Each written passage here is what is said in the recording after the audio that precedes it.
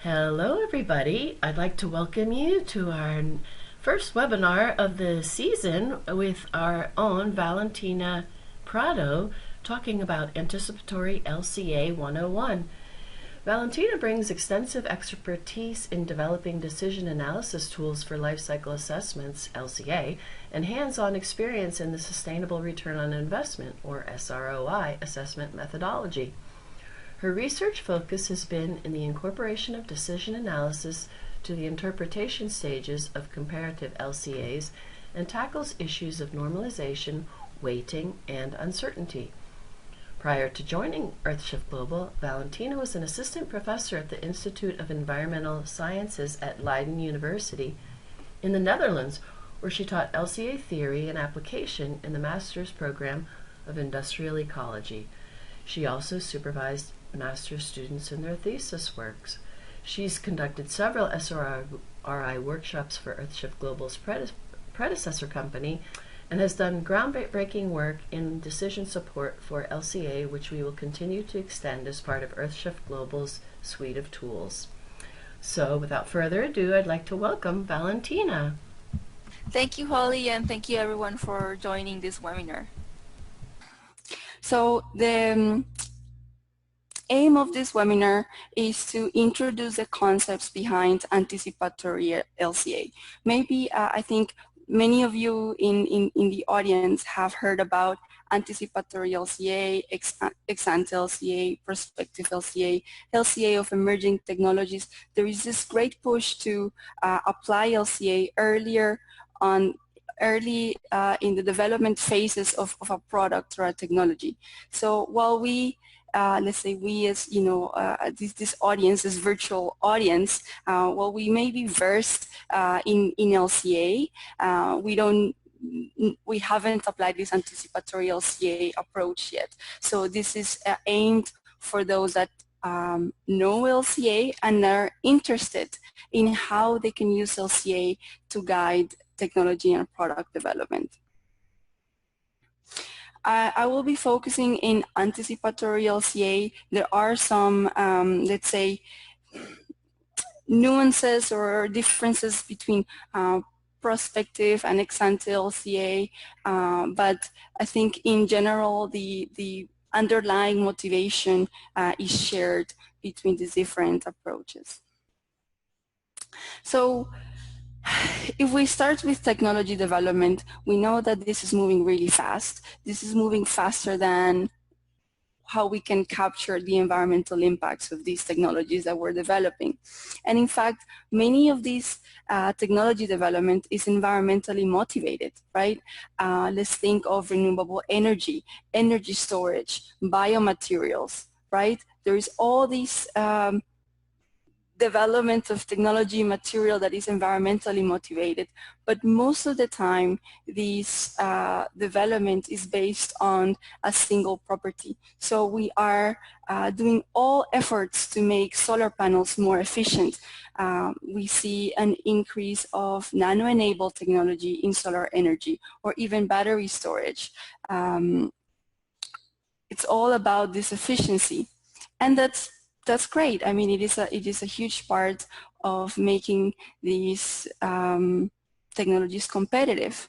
But as LCA practitioners, we know that that single property does not ensure, is not a guarantee that environmentally would be better, right? So I'm just showing you examples, studies out there that are, pushing for these new technologies and new materials, and many of them are environmentally motivated. So bioplastics, right? The promise of plastic from plants, or glucose, or shrimp shells, right? These all seem great ideas, but just because it's made out of a plant or a shrimp shell, we know that that may not be enough, that we need to look at the whole life cycle. Right? We are LCA practitioners. The whole point of LCA, we know, is to avoid burden shifting. So we need to take into account all of the stages of production, raw material extraction, production of a technology. I'm showing you this diagram, which I know you have seen many, many times. So you could probably close your eyes and just have this diagram already, you know this by heart. But let's say one of the challenges of applying life cycle assessment for these new technologies, which are already which many have an environmental motivation, underlying environmental motivation, is that if we look at the stages of LCA, so goal and scope, right? If we're looking at developing a new material that may have many applications, we may not know what the scope is. We may not have an exact functional unit in place because this material with these properties that we're developing may be used in batteries or certain electronics or, I don't know, lightweight materials, right? So if we don't know what the functional unit is, it's really difficult to define the scope and, of course, the goal. So that's a challenge for these technologies that are really early on in the development. The other part is inventory analysis. This is the data that we collect that as LCA practitioners, we know that this is tedious work, this is burdensome work. And imagine doing this for a technology that is not at a fully commercial scale yet, that we're still tinkering with it at the lab scale, and it's going to change every experiment that we do. So that's a challenge. The third part is the impact assessment. Usually as LCA practitioners, we don't deal this part very much, right? We do characterization factors. But when it comes to these publications, and they have different versions of this graph, but here I've just made it the most simple of all. I've tried. So in the x-axis, we have the stage of technology development. We have from really early at the lab scale, we're just making one cell, 1 gram of the material, to fully, so it develops to a fully mature technology. Think of car manufacturing, for example. We have been doing that for years. We know how that works. In the y-axis, we have the degrees of freedom in the design. How many components of this product or this technology you are able to change. How many different configurations are you able to play with, right? This space is much greater at the beginning, where you're still tinkering and you're playing with the design. However, also in these early stages where you can play the most and you can explore the most configurations, you also have more uncertainty because it's early on and things are not defined yet. If we think about applying LCA, so we have this great uncertainty. The more mature the technology is, the less uncertainty we have. The more data we are able to collect, the more we know about how this technology is going to perform, how this product is going to be used. It is much more convenient for LCA, right? We have less uncertainty, we have more information. However, the degrees of freedom is also lower. This means that let's say, when you do an LCA and you identify hotspots, what you can do with that information is limited because so many other things in the supply chain, in the product composition has been set, right? So is this challenge, this dilemma? We can do it earlier on where it's most useful, but it's most difficult, or we wait until later on. And yes, there's been plenty of success stories of how products have been developed and have improved, but it is limited. It is, we're talking about, more marginal changes. Ideally, you would have this environmental insight parallel to the product development. If we are aware that we need to include the whole life cycle of a product, why wait until the end? Why wait until everything has been figured out and then we do the diagnosis of the environmental profile? So the motivation of this anticipatory LCA is to try and use LCA, the LCA framework, to explore how this technology, how this product may perform, but do it early on. So I'm going to go over and show you examples of studies that have applied anticipatory LCA with the aim of give you some ideas. And I want you, if you're working at a company, if you're working at an organization, working in product development, either at a lab or at a commercial scale, I want you to think of how you may incorporate some of these tools, incorporate some of these ideas into your own organization. How could we make LCA a more proactive tool? So this is the Anticipatory LCA framework. This is how it was published for the first time. It was a featured article in Environmental Science and Technology. You can read more about this article, and I've left the name here on the bottom right corner. But I'm gonna just reduce it so it's easier to your site. So the Anticipatory LCA has this. I'm going to divide it in 4 components. We have the technology model, which is the inventory. This is your unit processes, right? Information about manufacturing, raw material, information about how this product is going to perform in the use phase. We have the impact assessment, which, as I said, as LCA practitioners, we usually don't deal with this directly, but this is about characterization factors. On the left, with the little heart, we have the social context. This is the functional unit, the boundaries, the weights, which is the stakeholder preferences, the impact categories. What are we going to evaluate about this product or this technology? These components together give you the LCA results, right? But we know that LCA results can be difficult to interpret, particularly in comparative cases. Right? You're comparing this new technology with something that already exists, and you include multiple impact categories. Often there is not one single best alternative. So how do you deal with these pros and cons? How do you deal with uncertainty? How do you deal with conflicting stakeholder values, right? So in the Anticipatory LCA framework, there is a decision analysis platform, and I will cover this in a little bit more depth, but I will focus actually in the inventory part. So from these results, we rank these alternatives, and you would say, okay, these out of these 5 different, let's say, configurations of the product, these 2 configurations have the most environmental promise. This one, definitely not. So that's information that you get from a ranking. We can apply a global sensitivity analysis to that, and so we can provide feedback. Okay, if we are going to refine this study, what do we need? Do we need better characterization factors? Do we need to go back to the lab and do more experiments with zebrafish? Do we need to refine or look more into these technology parameters, to the manufacturing, into the use phase performance? Or do we need to have more information about the preferences of stakeholders? Or does it really depend on the functional unit? And that could relate to how the product or the technology performs. I've skipped over something important that I want to say about this approach, and it's these 3 words.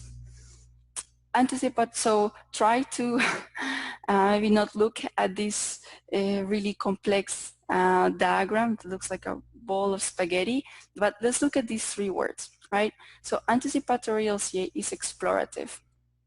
We don't know how these technologies, how these products are going to perform once they scale up, once they are in commercial scale, right? So something that is important to note here is that Anticipatory LCA is not trying to predict.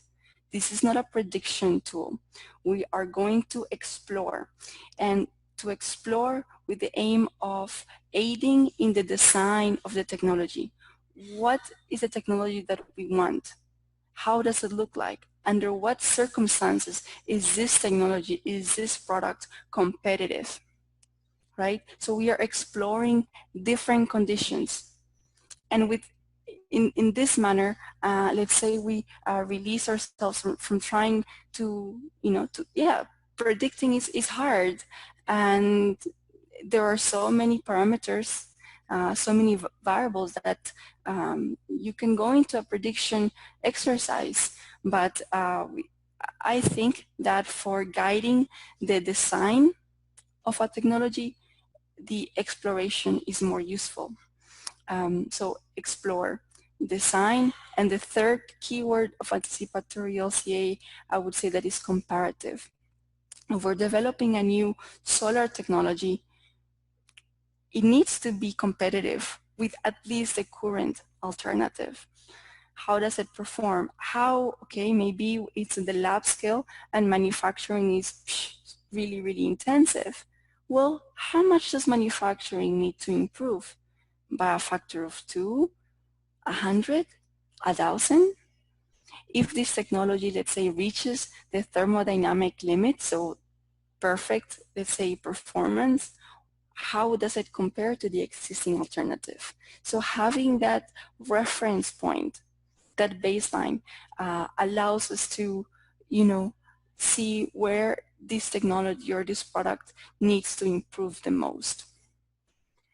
Otherwise, we would keep developing a product, developing a technology, and then where we have less flexibility with the design, that's when we're trying to make the changes. So that's when I say we want to make or anticipatory LCA is about making LCA more proactive rather than a responsive approach. So the technology model. Going with the keyword of exploration, right? So if you're dealing with a product or a technology, and I use these two interchangeably, so if I don't say both, you can assume it's both of those things. But if it's in an early stage, we know that if we compare it to the existing competing alternative or something similar, because some products don't have a competing alternative, but a reference point, right? Well, the manufacturing and the supply chain is not set yet, so it's not going to look well. It's not that comparison of something that is in early stages of development and a technology that is fully matured is not a fair comparison, right? So we need to kind of explore how this technology, how the product development is going to scale up, how it may develop or how it could develop. So I'm putting these different efforts into what I'm calling process improvements. And there's different ways you could explore how the processing of a product or a technology could improve. And this is not set in stone. This is my interpretation of the literature and from my knowledge. So 3 common things that I see is experience curves and thermodynamic limits. How, let's say, similar technology or the same technology has been evolving, has been progressing over time, right? So for example, I'll show the example later on. The second one is economies of scale. We get better at producing things the more quantity we make, right? So there are different, let's say, technology parameters that would improve if we look at scaling up. The third one is operating conditions. This could be the energy that is utilized or just changes in the operation that would reduce energy, that would increase efficiency, that would improve yields. In the end, we're looking at the bounds of this product and under what circumstances, under what conditions would this product be a competitive alternative. These bounds or these conditions give us a design target, right? It is like a map, right? It tells us we need, if this technology is going to be competitive, we need to look, okay, I think we've got with the efficiency, we really need to reduce the manufacturing impacts. That's where we have the most potential for improvement. If we don't improve the manufacturing efficiency, the manufacturing impacts, we may keep reducing the weight of this product. I don't know, I'm just saying examples, but that's not where the big improvements are in terms of environmental impact. So it may be that, we're not predicting, we're not saying this technology is going to be produced this way. Sorry, I have a comment.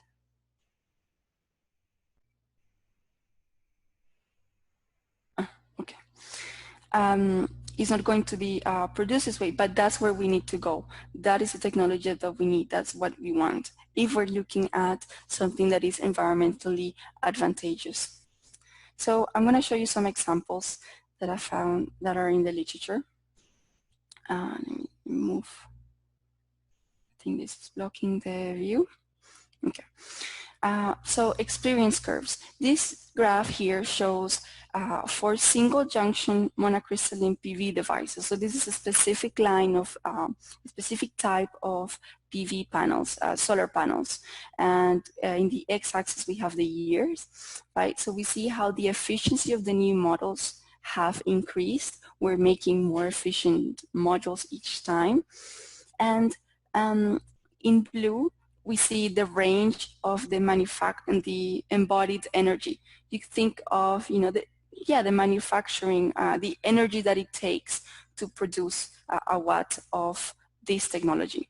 In 1998, well, the range was really wide, but we can see that overall the manufacturing, the embodied energy has reduced and the efficiency has gone up. So we're making more efficient panels with less energy.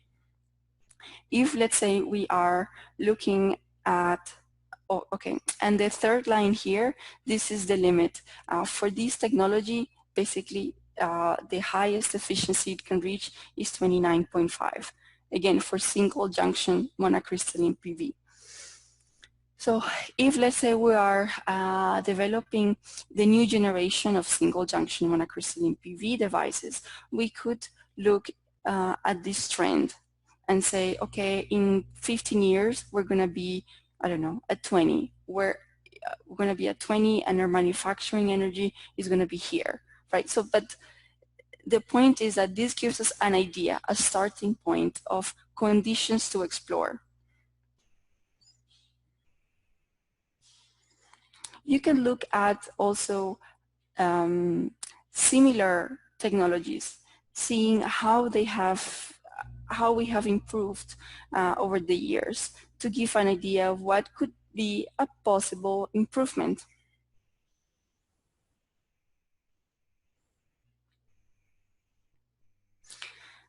More examples. This one relates more to economies of scale. So what some studies, anticipatory LCA studies do is, as I said, they because of increased increments in scale, certain technology parameters improve. This is the case of a water filtration technology, and I want to point out to this thing in the paper that says to demonstrate how each sorbent for water filtration can be improved to outperform the existing technology. An improved scenario was also evaluated. So they're calling it scenario, and that's fine. You can call it scenario as well. But what they mean with this improved is that they look at the performance, how the energy that it takes to go through the filter, how well it cleans the water, how the manufacturing energy of this filter. So they are changing. The point is that they change more than one performance parameter, and they're calling it an improved scenario. You can call it a best case or an optimum case, and you can have multiple of those. You can have like a progression. And in fact, this progression, some studies categorize as lab. So lab, pilot, and industrial scale. At the lab scale is basically the inventory that you would have now, something that you are, the material scientists or your engineers are still tinkering with. This is at the lab scale in a clean room, right? If we say, okay, this is not going to be in a clean room anymore, this is going to be, the pilot scale, some improved parameters, and this would be a pilot scale. And it improves even more, and we're going to call this an industrial scale. That's also another approach that you can use. The idea is, explore different conditions, identify, what are the optimum circumstances for the product that you're developing or for the technology. This one, I think, was an interesting study because it looks at it bases. So all of these are process improvements, right? And these are just different ways that researchers are deriving those improvements from. So one idea also is to look at similar industries. This study is looking at laboratory meat. So for those foodies that are always trying to look at the latest food. So I think this is really the latest technology. So I don't know, I like this figure of the paper. They looked at land use, industrial energy use, and global warming impacts. So the in vitro meat that they studied plots here, which means way less land use than beef, but more industrial energy use and less global warming. But they look at they made a combination of the laboratory data and they scale some of the manufacturing, or sorry, the processing based on pharmaceutical and beer industries. So the building energy use and other parameters in their technology model, they are basing it on other industries. And you can, I think these slides will be available, so you can look also at the study and see how they do that. And here I'm highlighting another example for, so for example, the baseline facility energy required for lighting, HVAC, and other purposes was assumed to be equivalent to a warehouse. So they're borrowing information from other industries. This in vitro meat is not being produced at the scale that they are evaluating it, but they're using, right? So as a proxy. And as LCA practitioners, we use proxies all the time. So this is something that I think, as an LCA practitioner, you could be comfortable with. Of course, we know that these results are explorative. They're not predicting that in vitro meat is better, but they're looking at, evaluating the potential of it. Here's, I think this is the last example for the technology model. And this one is in fact co-authored by Lisa Lauren and Nathan Ayer from EarthShift Global. This is one of the studies that we supported.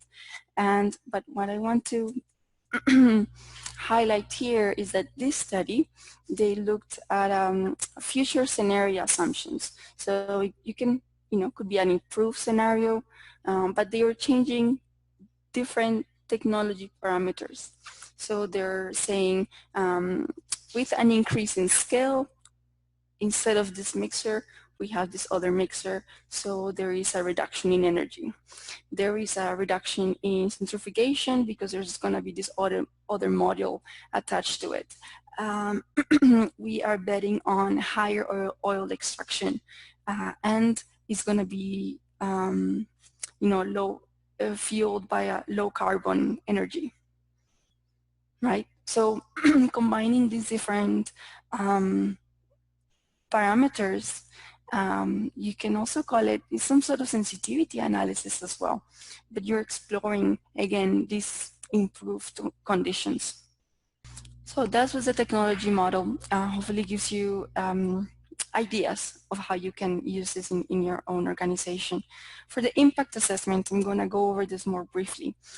We have basically there are different research efforts here, and really all looks into stochastic characterization factors.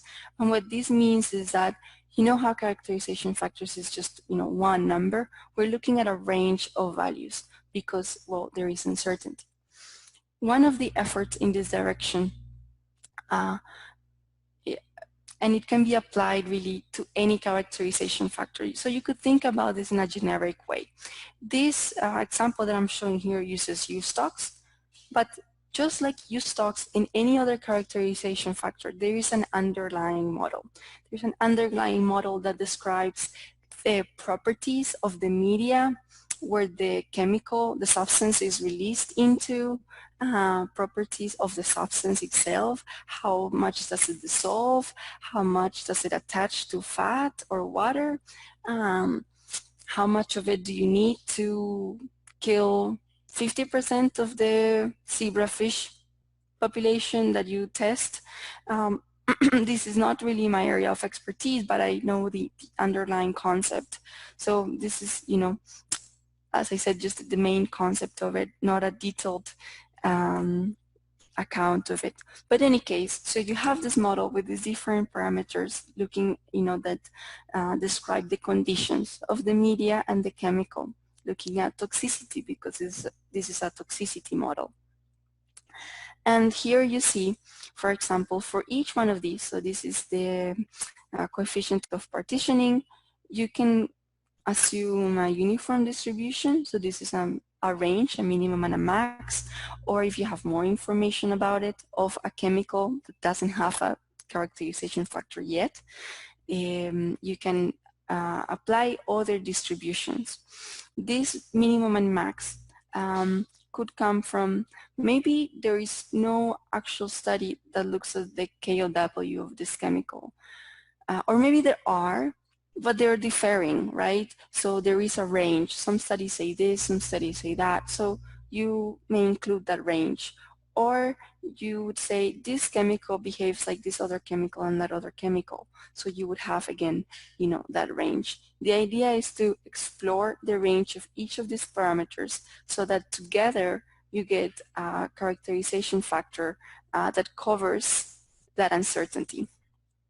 So this is an example. You can see more about this approach in this study that was just published last year in the International Journal of LCA. This is an example of an illustration of the characterization factor that was developed this way. And then you could see, you know, this range. Attached to this, there is a possibility to apply a Spearman rank correlation index, which basically looks at the underlying parameters and evaluates, if I want to reduce the uncertainty of this distribution, which parameter do I need to, which uncertainty do I need to reduce the most? And in this case would be the coefficient of degradation in water, I believe that one is, and the toxicity parameter, the EC50. The idea is that we throw these possibilities into the model. We have a range, but then we can refine it. It's better than trying and, you know, investing resources in polishing and refining all of these parameters, right? So this is also a way to save resources, to be more efficient with the time and resources. But as LCA practitioners, you're not typically going to deal with this part. This is something that you would either use existing methods or work together with method developers. The other part of anticipatory LCA is the social context. So it includes multiple things, right? I mentioned the functional unit, in which case I would suggest that you test multiple functional units. But one of the particular things that I would want to focus in for this is the weights. Usually when we are developing these technologies, you know, there's a focus on a single thing. And even if we include the whole life cycle, even if we manage to include the whole life cycle considerations, we may still be focused on a single indicator, right? Like climate change, just looking at climate change or just looking at energy. But in reality is that there are, you know, multiple dimensions of environmental sustainability. So a way to include this in the assessment is by, that is done in Anticipatory LCA with the decision platform, is looking at stochastic weight. So when we look at impact categories, we may be looking at about a dozen impact categories, or 8 or 12, right? So each one of these represents a dimension. Here in the slide, I'm including 3 because it's the amount that I can graph in this two-dimensional space that is the PowerPoint slide, right? So you could think about global warming, is one dimension, one impact category that you would consider. Dead fish, or I think this is, I don't know, you could, ecotoxicity, and human toxicity, right? It could be any 3. And these together, think of, a surface. When you include 8 categories or 12, well, this is going to be more complex. But if we look at these 3, together they form a weight space. If we know nothing about weights, which is often the case, we don't know what the preferences are. We know, however, that weight values range between 0 and 100, or a 1, depends how you scale it, but that have that range, the minimum and the maximum, and that when you add the weights together, they should add to that maximum, either if it says at 1 or 100. With this information, we know what this space is, and we can assign distributions, the same distribution to each one of these, so that we sample all the possibilities within those constraints. And you would get something like this in the bottom. So in the example in the bottom, there's 1, 2, 3, 4, there's 5 categories. And what you see is 5 distributions overlapping, right? Because it's the same distribution for all of them. So this way, you're sampling the same weights for all of them, but you're taking into account that range. You're considering that global warming may range from being really important to having really little importance at all. You're giving the same opportunity to all of these different views. One alternative, or how this is usually done in LCA, is looking at equal weights, right? So it would be 33, 33, and 33. But what does this 33 mean? If we think of, let's say, controversial topics in our society, things that are polarized, right? We have people with opinions in one end and other people in the other end. If you take the average, you represent no one. If you take one side, maybe you represent 50% of the people. But if you take the middle, you represent no one equally. So the idea is that by using this stochastic approach, we can cover that spectrum of value systems or of opinions. Of course, if you think of this area, we can cut it, we can modify it, we can make constraints so that you represent priorities. You can represent a stakeholder that has a priority that prioritizes global warming, or that prioritizes any of the other categories. But the default is all-inclusive, all possible weights, without giving, let's say, higher weight values to any of them. So it's a different approach to weights. And these weights would go into the ranking, which I'll show in the next slide. So the interpretation is composed of multi-criteria decision analysis, which is a huge field with, 40,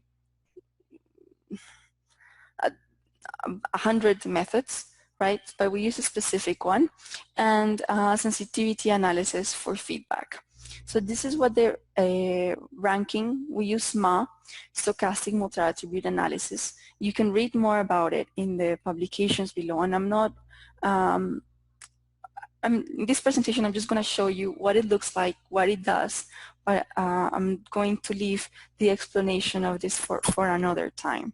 So SMA allows you to rank the different alternatives, provided uncertainty, provided the different weights, and provided that you have conflicting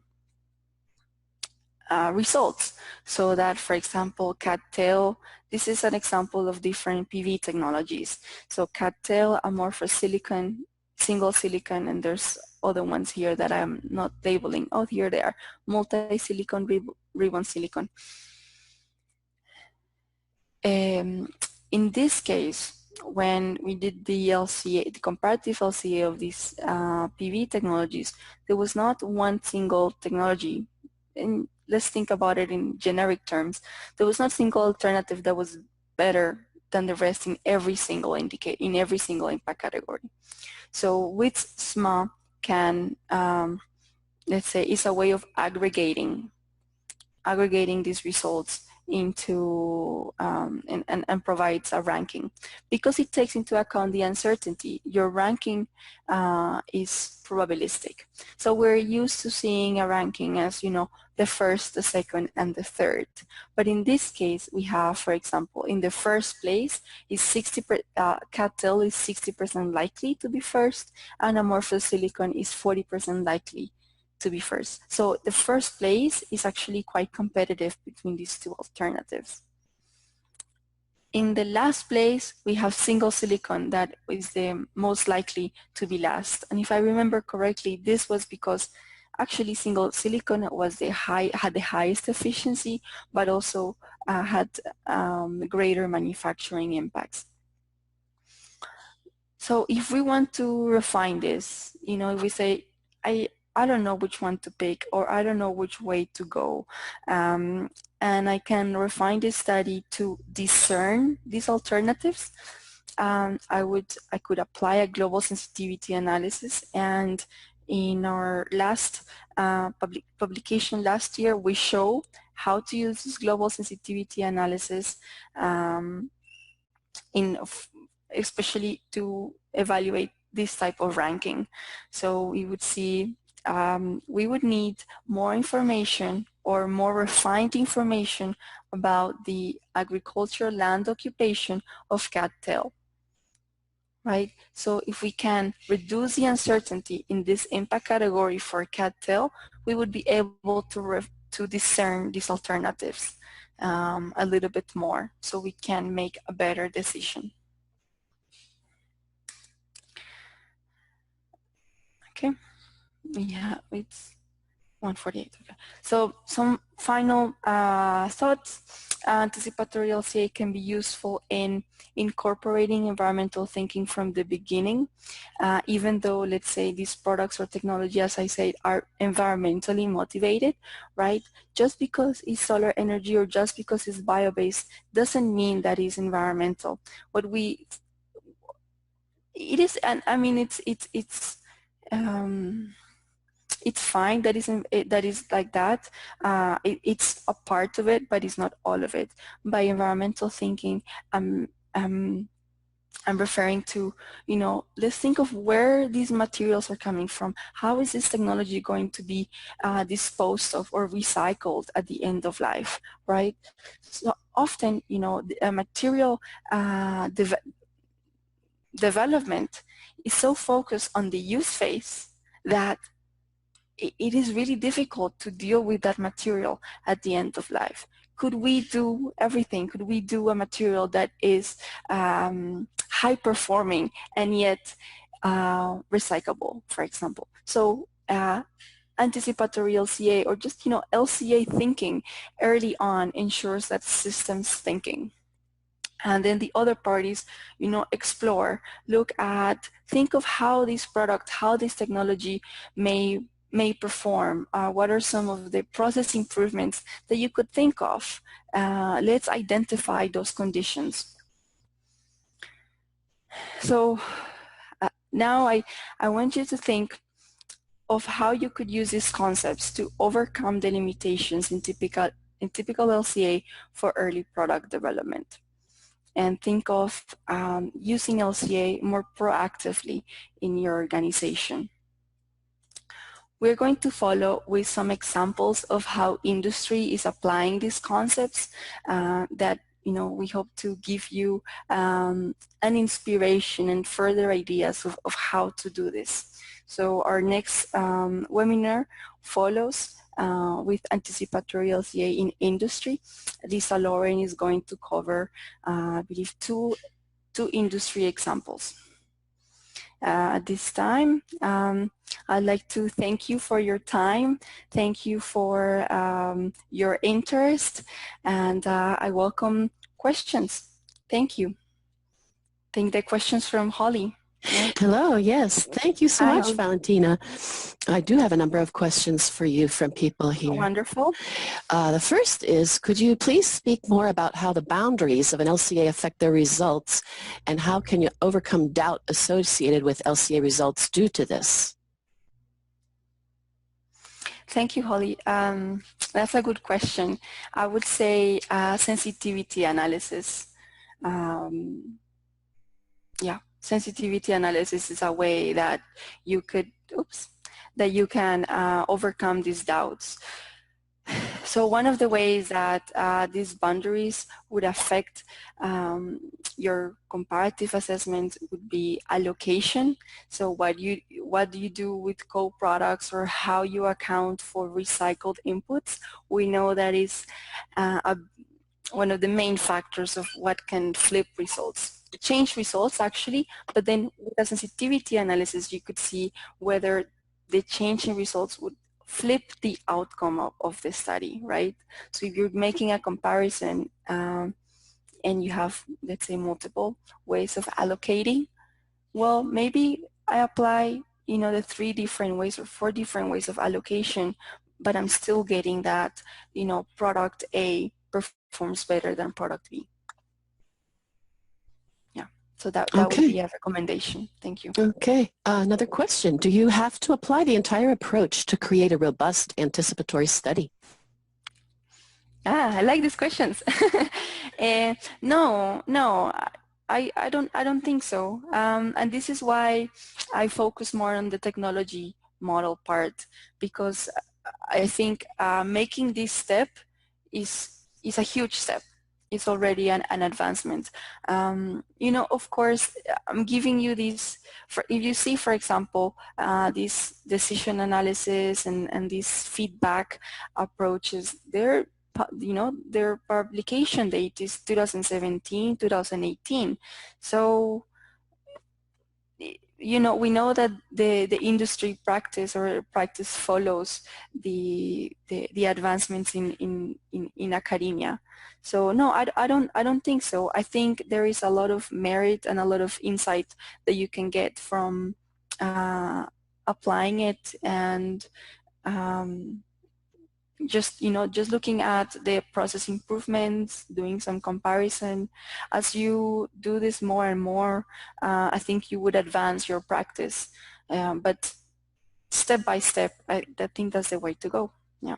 Okay, thank you. If LCA were performed too soon or at a development stage with high uncertainty and its results were heeded, there'd be a risk of wrongly derailing a new technology through misanticipating its impacts.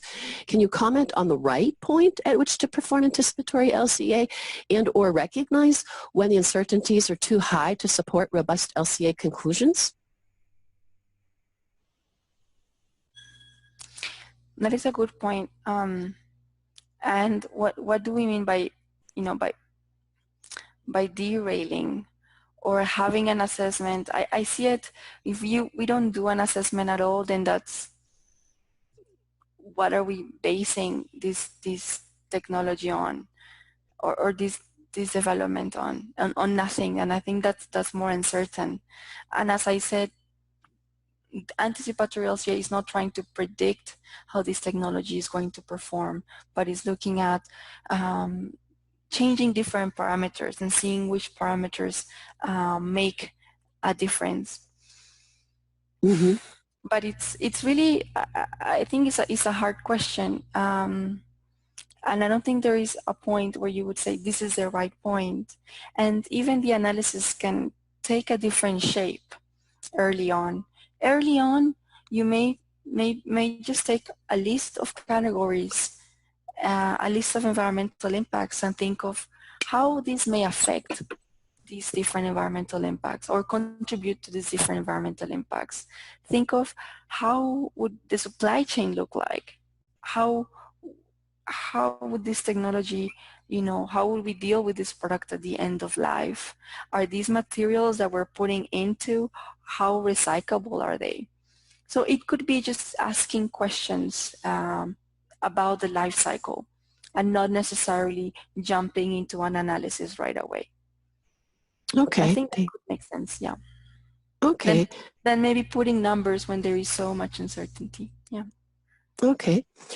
Valentina, when comparing a new technology under development with an existing mature technology, it is likely that existing technology also improves. And how would you account for this in the assessment? Thank you, Holly. In fact, other researchers have pointed out to this issue, right? So we are comparing to something existing. We're assuming basically that the current technology is not advancing and that, this technology that it's in the lab scale is going to improve. But in 15 years where this is going to be commercial scale, this one is going to improve too, right? So that is something to take into account. But if we could learn anything from that, is that then really this new technology must then perform, not just competitive to the current alternative, but actually have a bigger margin because we know that the current technology is going to improve. Or, it depends on the resources that we have for a study. There's different, as I said, extents of how you can apply this. And, it's an approach, it's not a specific method. So it could be, okay, we know that there needs to be some sort of margin, or if we have more time for the analysis, hey, let's do some process improvement in the current technology as well. But if anything, it tells us, it just makes it, let's say the target. We know that the target, it could be underestimated because the current technology will also improve. Okay, I think we have time for one more question. Could you elaborate on the stochastic weights? Could these be considered neutral?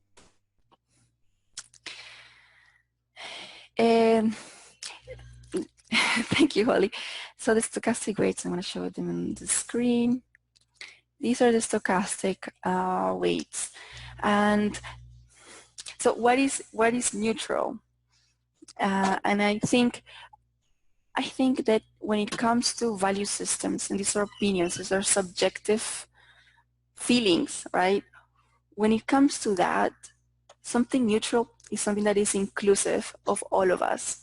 If I take all of our opinions and I make an average, that's not neutral. That is actually, that average represents a really specific point of view.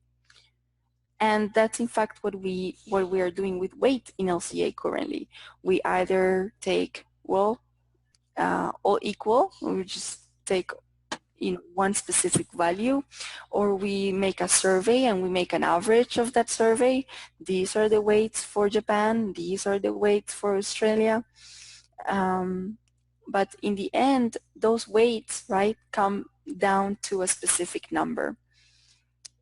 So I think that this all-inclusive approach is more neutral because it's giving a space to different types of opinions, different value systems. By including this, we are including in our analysis, in our results, let's say instances where global warming, as I said, is less important than toxicity, or vice versa, right? Where we are allowing differences.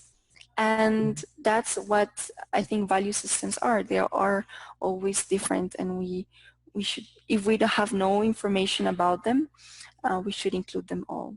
So I would say that it is a way to achieve neutrality in this respect.